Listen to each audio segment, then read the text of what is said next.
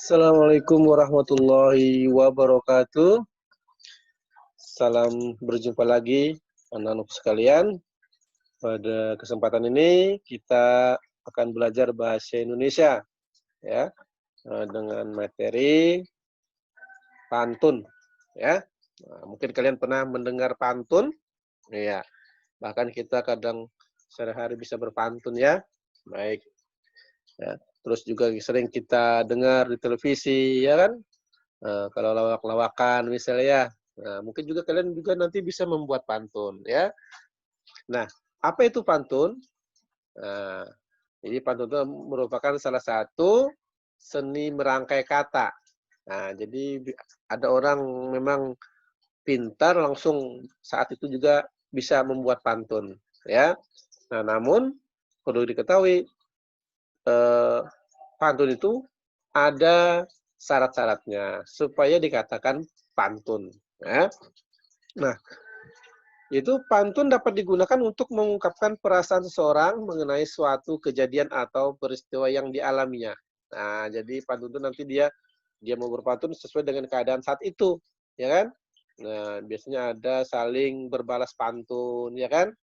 Nah, nanti tergantung nanti temanya tentang apa, ya. Bisa tentang apa macam-macam ya. Bisa pantun itu berupa jenaka, bisa juga ya. Yang lucu-lucu misalnya ya, bisa juga berupa nasihat dan sebagainya.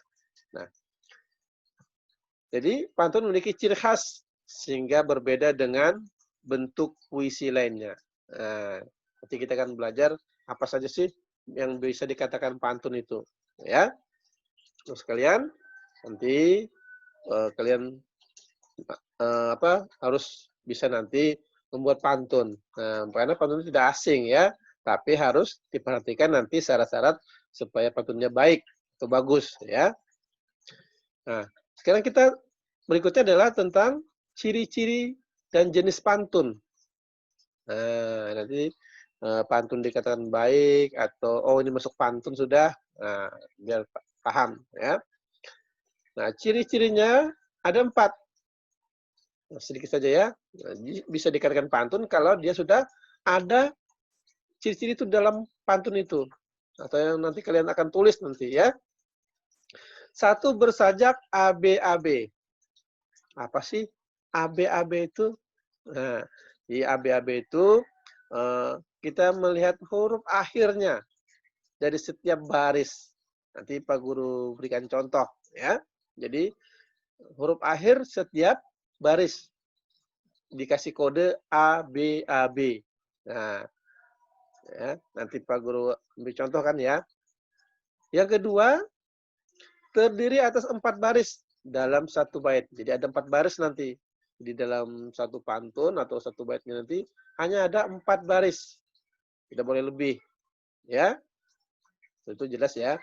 Nah, setiap baris terdiri atas 8 sampai 12 suku kata.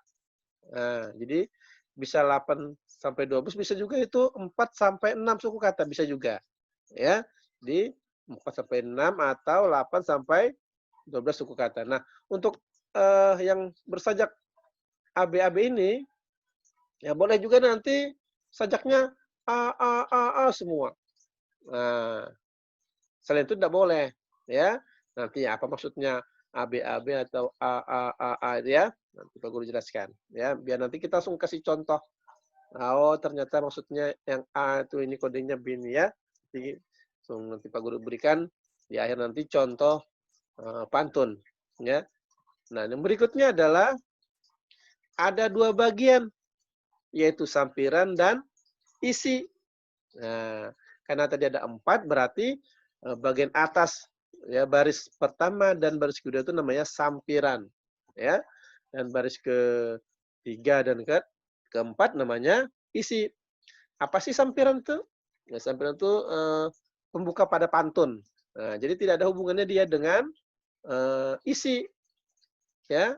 Di kalimatnya atau setiap kata atau setiap baris itu tidak ada hubungannya dengan isi. Jadi hanya sebagai pembuka. Bisa juga dikatakan sampai itu apa? Persediaan bunyi kata. Nah, jadi apa? Persediaan bunyi kata untuk disamakan dengan bunyi kata pada isi pantun. Nah, karena hubungan dengan tadi bersajak A, B tadi itu. Ya. Nah, itu yang perlu kalian pahami ya. Nah, ini ada contoh seperti Pak Guru sampaikan tadi itu. Ya. Jadi contoh pantun. Nanti kita bahas nanti sesuai dengan ciri-cirinya tadi itu. Nah, nih misalnya bermain di taman dengan akur. Bersama teman naik jungkat-jungkit. Mari kawan kita bersyukur menjaga kesehatan sebelum sakit. Nah, jadi ini pantunnya berisi tentang nasihat menjaga kesehatan. Ya kan? Karena isinya. Jadi kita lihat isinya. Nah, yang pertama yang ciri-ciri pantun itu adalah apa itu? AB ya. Nah, jadi misalkan AB itu kita lihat adalah huruf akhirnya. Ini huruf akhirnya apa? R. Bermain di taman dengan akur R.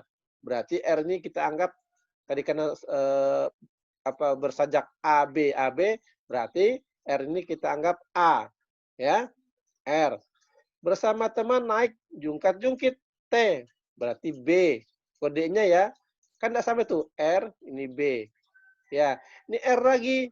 Berarti kan A tadi lagi ya. Nah, A, ini B, berarti ini A, B. Nah, jadi dia baris pertama huruf akhirnya harus sama dengan huruf baris ketiga, huruf akhirnya. Nah, ini R berarti baris ketiga harus R juga nanti. Ya. Baris keduanya T, maka baris keempatnya juga harus T. Ini dikatakan AB. Paham ya? Nah, jadi tidak boleh nanti ini R, misalnya ini T, ini A, lagi ini T. Nah, tidak boleh. Jadi baris pertama huruf akhirnya adalah R, maka baris ketiga huruf akhirnya harus juga R. Gitu ya. Kalau baris kedua hurufnya T, apa saja misalnya. Bisa M, misal kalian nanti buat kalimat, ya, atau U. Maka nanti baris keempatnya harus U juga. Ya, ini juga harus U juga. Karena ini T, maka harus baris keempatnya T. Paham maksudnya ya? Ya, misalnya huruf pertamanya A, Pak. Maka huruf baris ketiga hurufnya harus A juga nanti kalimatnya. Ya, suku katanya. Katanya harus ada huruf A terakhirnya di sini. Nah, kalau di sini huruf S, maka di baris ketiga nanti juga harus huruf S kalimatnya. Ya, dan seterusnya nanti ya. Nah, ini contoh saja. Nah, paham ya? Oke. Nah, tadi baris pertama namanya apa? Iya, sampiran. Masih ingat tadi apa sampiran? Iya, pembuka pada pantun. Jadi sampiran ini tidak ada hubungannya dengan isi. Dia hanya apa tadi itu?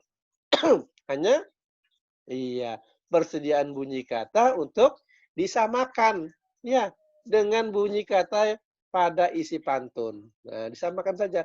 Ini R, ini T, ini R, ini T. Nah, seperti itu ya. Demikian baris ketiga dan keempat tadi namanya apa? Iya, namanya isi. Inilah yang ada artinya atau maksudnya. Nah, kita berarti sini isinya tentang apa? Bersyukur, ya. Jadi harus menjaga kesehatan, ya. Isinya tentang menjaga kesehatan. Nah, ini nanti temanya macam-macam, ya. Nah, paham ya? Nah, anak sekalian, ini yang bisa Pak Guru sampaikan. Nah, tugas kalian, ya, nanti adalah membuat 2 buah pantun. Nah, pantunnya tentang nasihat, ya pokoknya tentang nasihat saja. Jadi bukan pantun yang lucu, ya, atau jenaka, tetapi tentang nasihat, ya. Nah, misalnya Pak Guru kasih contoh yang lain apa ya? Yang tadi yang sampirannya A tadi ya. Misalnya keluar kota menjual tabung. Kok AA? AB ya. Misalnya keluar kota menjual tabung. Tabung dijual lalu dibeli lagi. Jangan lupa rajin menabung agar kau kelak tidak merugi. Nah, huruf awal baris pertama G, baris kedua I, ya, baris ketiga G, baris keempat I, ya. Keluar kota menjual tabung, tabung dijual lalu dibeli lagi. Jangan lupa rajin menabung agar kau kelak tidak merugi. Nah, ini berarti nasihatnya apa? Nah, tidak boros, ya. Jadi nasihatnya disuruh menabung. Nah, nanti buat seperti itu, ya. Dan mungkin kalian lebih pandai lagi membuat pantun ya. Nah, ya, jadi nanti buat pantun. Nah, contoh lainnya, misalnya apa? Pukul 7 pagi masuk kelas. Kerjakan tugas, soalnya rumit. Menuntut ilmu dengan ikhlas untuk cita-cita setinggi langit. Nah, gitu ya. Baik, mungkin itu pertemuan kita pada hari ini. Nanti silahkan kalian membuat 2 buah pantun.